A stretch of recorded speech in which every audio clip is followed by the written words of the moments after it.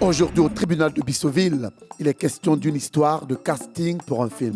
Miss Avery, 29 ans, actrice et star montante, clame à la juge qu'elle méritait le premier rôle du nouveau film, produit par John Coss, 43 ans, producteur de cinéma. Miss Avery accuse le producteur d'avoir abusé d'elle. Elle soutient même que ce dernier lui aurait promis le premier rôle de son tout dernier film si elle acceptait ses avances. John Coss, quant à lui, affirme que c'est plutôt elle qui a abusé de lui, de son argent et de sa confiance. Selon lui, elle se serait pointée à son audition finale, ivre et droguée. On se met debout, Madame la Présidente. Raison pour laquelle elle a été écartée de la production. Mais enfin, quelles sont ses manières et que doit-on vraiment juger dans cette affaire? C'est vraiment du pur cinéma. À présent, place à l'audience. Bonjour, asseyez-vous.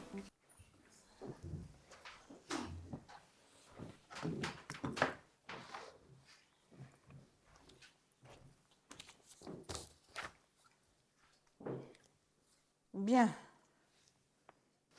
Aujourd'hui, nous avons un dossier qui porte sur une production du cinéma. Je vous prie de respecter la cour tout au long de ce procès et de vous montrer courtois l'un envers l'autre. Je tiens à ça. Bien. Miss Avery, pourrais-je savoir réellement vos griefs contre l'accusé? Merci, Madame la Présidente. John Coss que voici s'est moqué de moi. Il m'a promis le premier rôle de sa nouvelle série. Et pendant que j'étais en Kinshasa, mon agent m'apprend que le rôle a déjà été attribué. Alors, il vous l'a signifié comment? Vous avez un contrat ici qui le stipule? Il n'y a aucun accord entre nous deux. Je crois avoir été clair en début de ce procès. Vous attendez que je vous donne la parole. Continuez, mais c'est vrai. Madame la Présidente. Madame la Présidente. Madame la Présidente, puis-je parler? Cette affaire commence à m'agacer, Madame la Présidente. On n'a pas encore commencé le tournage que tout le monde tombe sur la production. Monsieur John Coss, je ne sais pas, c'est vous l'accusé ou le plaignant? J'écoute le plaignant avant d'écouter l'accusé, donc vous me laissez diriger ce procès. Continuez. Madame la Présidente, je n'ai signé aucun contrat. Monsieur John Coss, que voici, m'a invité après le casting à l'hôtel, tard dans la nuit.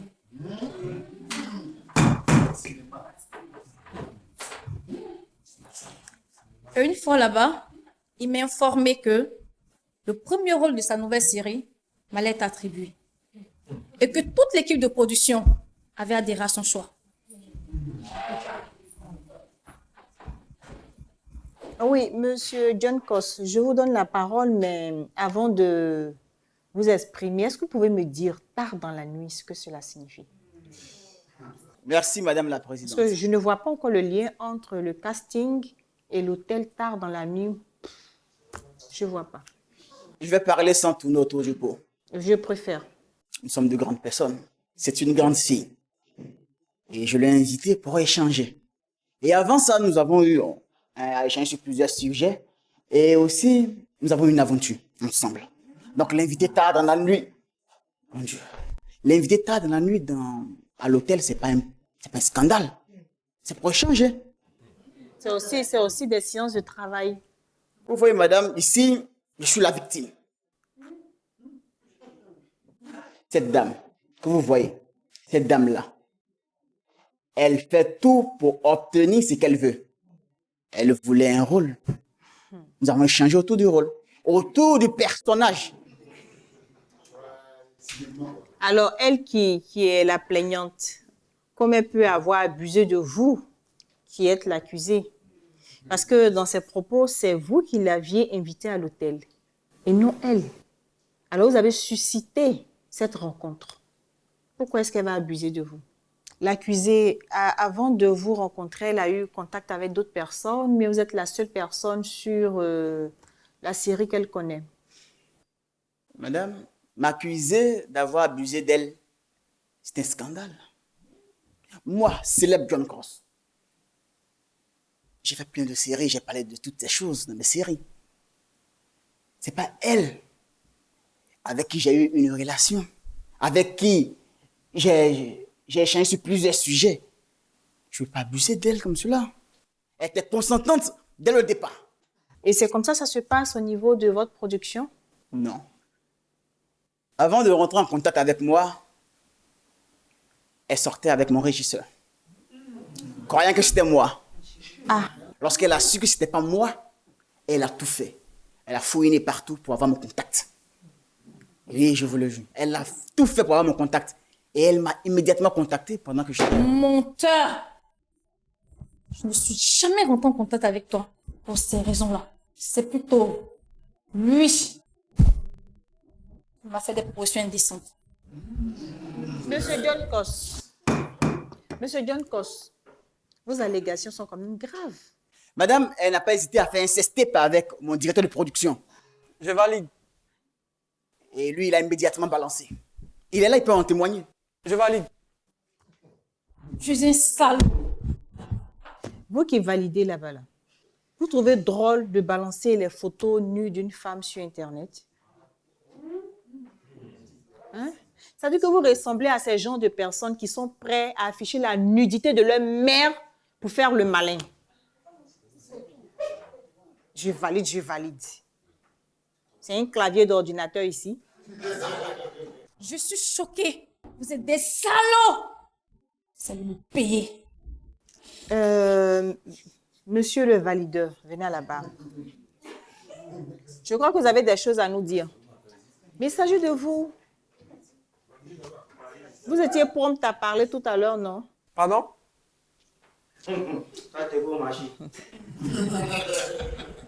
Alors, comme ça, vous faites passer le droit de cuissage aux jeunes actrices. Est-ce que vous savez que vous risquez de faire de la prison pour cela? Bonjour, madame la juge. Bon, il y a un petit français, vous avez parlé que je n'ai pas compris. Je vais parler clairement. Je vous ai dit tout à l'heure, ne nous faites pas tourner de film ici.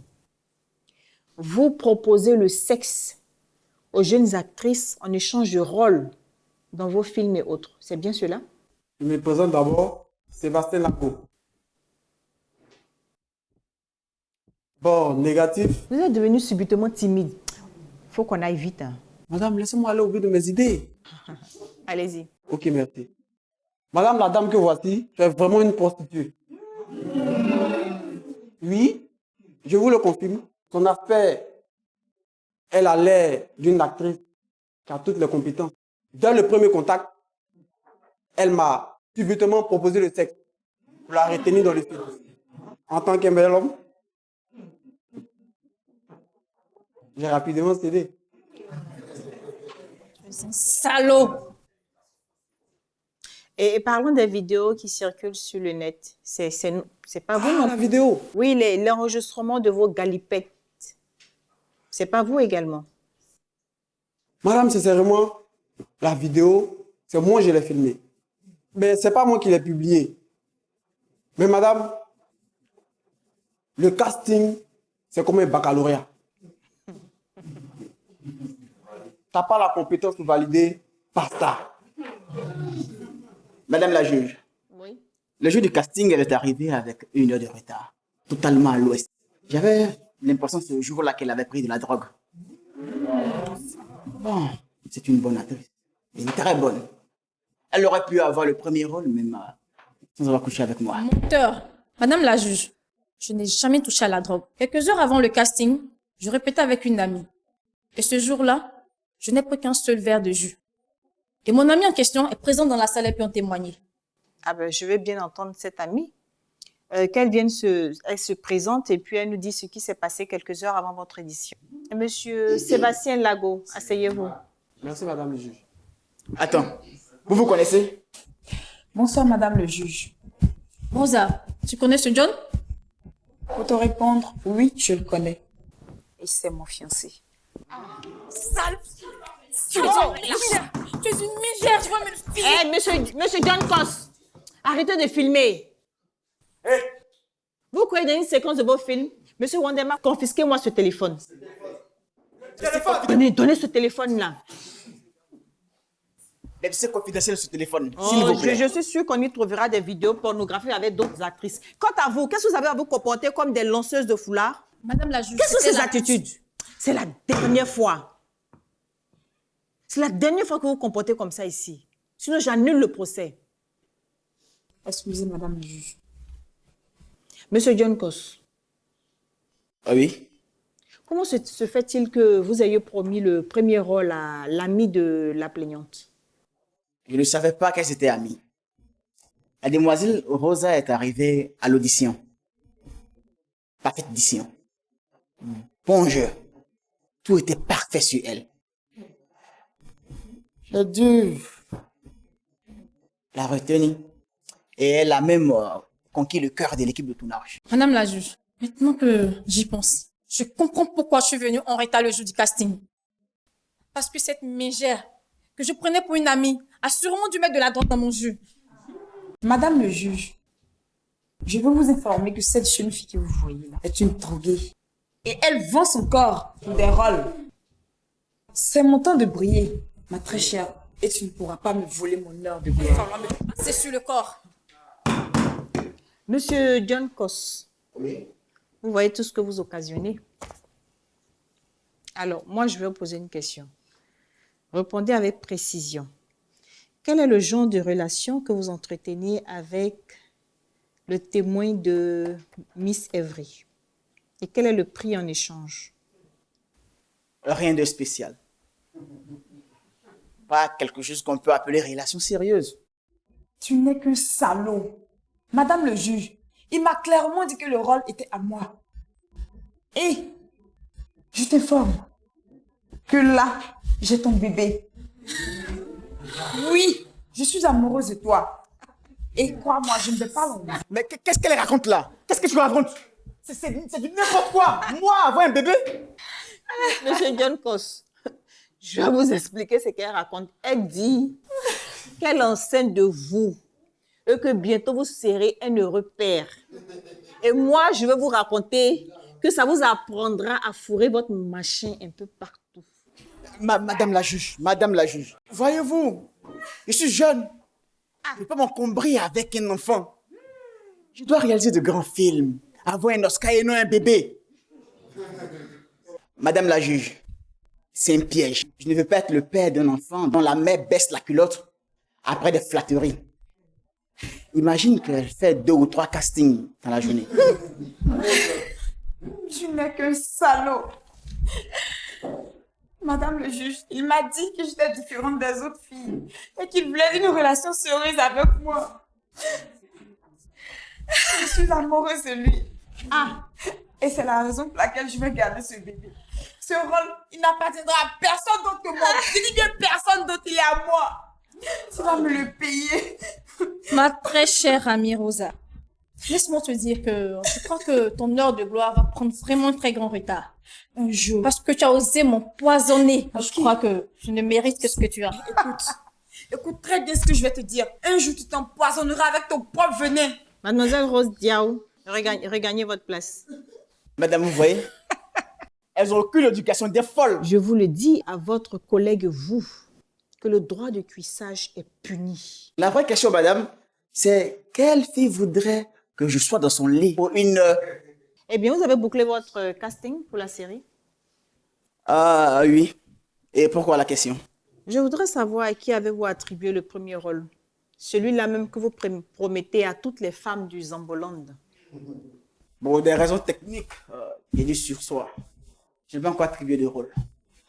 Madame la présidente, j'espère bien que ce monsieur John Kos dit la vérité. Parce que si j'ose croire les rumeurs traversent cette ville, je crois qu'il aura vraiment des sérieux Tu problèmes. feras mieux de la fermer et de prendre ta retraite.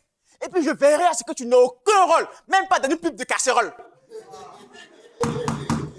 Monsieur John Kos, surveillez votre langage, votre façon d'intervenir.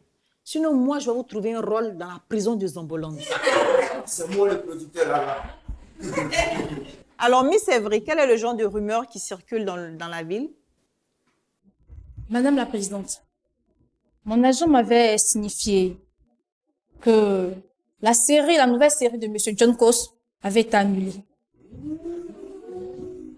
et qu'il a même reçu de l'argent qui a été dilapidé avant le tournage. Madame, nous traversons des situations un peu pénibles. Mais nous allons... Pénible. Eh oui? Nous n'avons pas eu de budget, ni de producteur sur le film. Madame la présidente, il vous ment. Maintenant que j'y pense, après que Sébastien m'ait fait croire qu'il était le producteur, il m'a confié que la série avait été rachetée par une télévision privée, BTV, et qu'il a même reçu de l'argent, plus de 80 millions de francs zambolandais. Je n'ai pas de compte à rendre. Quel est le rapport qu'il y a entre le procès du jour et l'argent qu'il a reçu pour ma série? Hein? Et puis, si j'ai effectivement dilapidé cet argent, ça n'engage que moi. Il n'y a pas de problème parce que BTV appartient à mon père. Madame la juge, John Cost ne peut pas s'en sortir comme ça. Il a abusé de moi. Il m'a promis le premier rôle. Et maintenant, il n'y aura plus de série. Eh bien, Monsieur John Cost, tout d'abord, j'aimerais vous dire que vous avez reçu un financement de la BTV, la chaîne BTV. Et vous me dites que la chaîne appartient à vos pères. Vous faites ce que vous voulez. Alors moi, je vais vous dire que tout à l'heure, je ferai aussi ce que je veux de vous. Alors, quant à vous, Miss Evry, il n'y a aucune preuve de tout ce que vous avancez. Ni de l'abus sexuel, ni de la promesse de premier rôle. Madame la juge, Evry ne détient aucune preuve. Moi, si. Alors, revenez à la barre alors. Qu'est-ce que tu fais? Monsieur Wanderma, qu'est-ce que cette clé USB comporte? Qu'est-ce qu'elle détient comme information? J'ai enregistré toutes nos conversations. Parce qu'après le casting, John Cost m'a invité à l'hôtel. Et c'est ainsi que j'ai enregistré toutes nos conversations. Tu es une menteuse. Alors, mademoiselle Rose, oh, Tu ne recevras rien, même pas un centime. Et ton enfant ne sera jamais reconnu. Monsieur John Cost, calmez-vous. Mademoiselle Rosa Diao, Oui, madame le juge. vous avez ça depuis le début et vous ne nous dites pas pour qu'on puisse gagner en temps. Vous m'avez fait perdre tout ce temps-là alors que depuis, on aurait pu boucler le procès avec ses preuves. Madame le juge, j'espérais qu'il respecte sa promesse. En le convoquant à nouveau, s'il refusait. Et même si je suis tombée amoureuse de lui, c'est un salaud. Et il doit payer pour toutes les femmes dont il a abusé. Et écoute très bien ce que je vais te dire. Tu seras obligé de reconnaître cette grossesse et prendre tes responsabilités de père. Monsieur John Cost, là vous êtes cuit, hein, vous êtes fait. L'argent de votre père ne peut pas vous sauver. Monsieur Wanderma, passez-lui les minutes. S'il vous plaît, madame. Monsieur John Cost, Je vous assure que c'est la première et la dernière fois que je fais cela. Je ne ferai plus cela dans ce pays et dans tous les pays du grâce monde. à l'enregistrement de mademoiselle Rosanne Diao, il sera prouvé que Monsieur John Cost a promis le premier rôle de sa série à Miss Evry contre des faveurs sexuelles, ce qui représente un délit dans la loi de travail en Zambolande. Miss Evry, vous avez porté plainte contre Monsieur John Cost pour abus sexuels. Mais il faut reconnaître que il est coupable, certes, mais vous avez versé dans la facilité. Les ambitions, c'est bien. Rechercher la célébrité, c'est bien. Mais il faut savoir emprunter le chemin noble pour y arriver. Mademoiselle Rose Diao, regagnez votre place. Merci d'avoir tiré votre amie des problèmes dans lesquels elle était. Parce qu'elle n'aurait jamais pu prouver ce pourquoi elle accuse M. John Cost. Alors, comme ça, parce que vous voulez un rôle dans une série, vous acceptez de passer une nuit à l'hôtel avec le producteur. En Zambolande. Et si c'était dans un pays américain, je ne sais pas, là on pouvait même vous séquestrer pendant 1 mois, rien que pour un rôle secondaire. Non, ressaisissez-vous. Ressaisissez-vous. Parce que dans ce milieu-là, il y a toujours de nouvelles beautés qui viennent, qui recherchent aussi la célébrité comme vous. C'est seulement par le travail que vous allez atteindre votre objectif. C'est seulement par votre sérieux que vous serez respecté dans le milieu. Quant à vous, monsieur John Coss, vous rêvez d'Oscar et non d'un bébé. Je suis au regret de vous dire que ces jours-ci, vous allez rêver de liberté. En attendant que cette clé soit exploitée pour découvrir l'ampleur de vos activités, vous êtes détenu provisoirement et l'argent de votre père ne pourra pas vous libérer, ne pourra pas vous tirer d'affaire.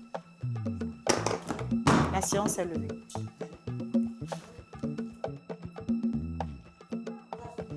Ainsi se termine cette affaire. Mais une seule chose à retenir. Ne soyez pas si avide d'éloges que vous en veniez à porter un mortier sur le derrière.